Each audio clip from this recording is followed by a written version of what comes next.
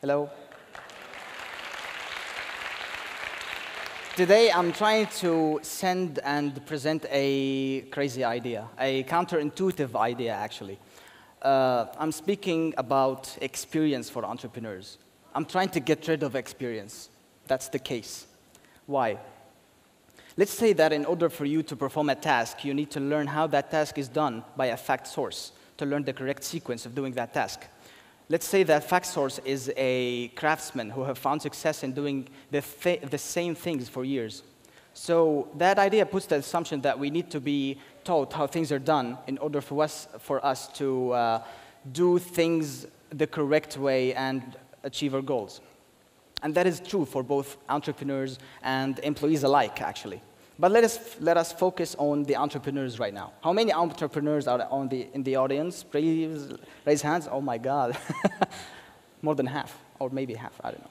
So what I'm trying to say, the entrepreneurs have that problem. I've always heard from business thought leaders and mentors that expertise is king. It's the reality of someone's performance, it's their ability, it's their potential, actually. And this is how a lot of companies, or maybe all of companies, validate people in order for them to be hired, actually. That is right. So in entrepreneurship, it's quite different. It doesn't work that way. Because inexperienced entrepreneurs are pushed to their limits when they operate in a newly established company.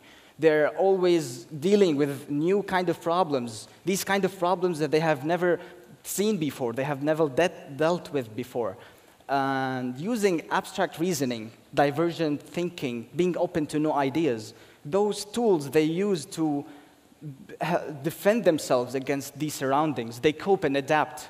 This is the case of Steve Jobs and many others. They haven't had any experience in entrepreneurship before their huge successes, right? Think about it. So what I'm trying to say is, and experience is three things, actually.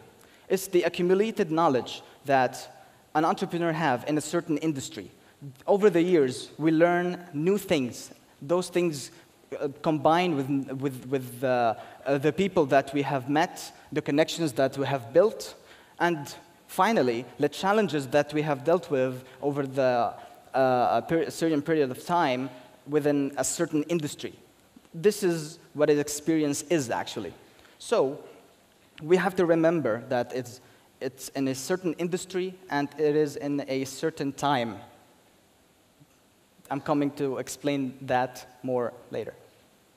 So the entrepreneur's dilemma is how do you get funding if you don't have experience? The venture capitalists and investors, they think about this problem in a different perspective of the entrepreneur's mind. Actually, the entrepreneur's mind deals with the surroundings in a very different way, actually. There was a study done last September in 2014 by a couple of researchers from IE, a business school in Spain, and Neoma Business School in France. They studied the S&P 500 corporations. They have a sample of 501 CEOs. They looked at the current performance of a company and post-succession performance of a company, of the same company. Post-succession mean after the new CEO got his job. And they have found, actually, surprisingly, that experienced CEOs are worse. They're not good because they are mistakenly applying prior lessons, prior ways of work. This is the mindset that led them to a lower sales and lower valuation of their companies and stocks. And especially outsourced CEOs. When they get a CEO outside of the company, they don't have the culture, they don't know the team dynamics of that company, so it doesn't work that easy. In my next study, there are a couple of researchers also from MIT and Stanford University back in 2011. They have studied the effects that experience and talent have in a firm performance for entrepreneurs. And surprisingly, I love this study because this is where I got this idea from. When you have an uncertain, unfamiliar industry, which is entrepreneurship, by the way, it's always uncertain, always new. We have never seen things before, and we do it all over again. This is entrepreneurship. That's why I'm elaborating and in detail that, please remember, people, this is entrepreneurship. It is not corporations. We are not saying things like HR jobs and sales jobs. It's entrepreneurship. It's new. It always changes, especially technology sector.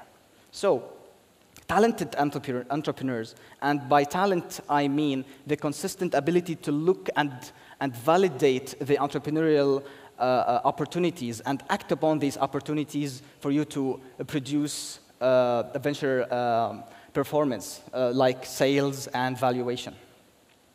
And they found that talented entrepreneurs are better at managing and success in companies that are new, that are in unfamiliar industry, new industry like Twitter or searching Google or any new industry, actually. Experienced entrepreneurs, on the other hand, are better than the talented ones in one condition: when they operate in a familiar industry. This is why we need to focus. As an investor, if you are an investor and looking to invest in a seed stage company, you need to look for the talent that they possess, not the experience, because their experience wouldn't matter in this situation. They have never seen this kind of work before. And elaborate more on the subject. So, all the experience in the world won't help those guys invent a refrigerator, because their experience is extracting ice, cutting ice, selling ice to pubs. They don't think about getting that ice from a refrigerator. It is not experience that you have to have as a successful entrepreneur. You need to have talent. You need to have divergent thinking, open for ideas. You need to learn how to get information out, to how validate information. So my personal experience with this subject, with this matter, can be put to 3 stories. Back in 2010, I started a company with my co-founder that sells books online. We had zero knowledge about books industry. We had zero knowledge about sales, actually. We were like 20 years old. We have never founded a company before. But we were fast learners. We sought advice. We've spoken with a lot of mentors. We were open for new ideas. We didn't sit in the frame of that industry. And as a result, we had over 1,100% growth in sales at the end of the first year. We had 2 book fairs. We sold books online to all over Syria. And at the end, we ended up selling wholesales to universities and competing with local retailers, large retailers. How is this happening? We don't know anything about books industry. That's what I'm trying to say. The same thing happened to me in 2012. I started a company that works in events and conferences. The same rules applied. We sought advice. We were talking to customers. We were doing things different, not because we were trying to be creative or something. We had no idea what we were doing, actually. So as a result, we produced some of the most prestigious and highly impact conferences in Syria. It's not about your experience, what I'm trying to say. It's about how you validate information, how you get your information, how you learn, and how you cope and adapt to change.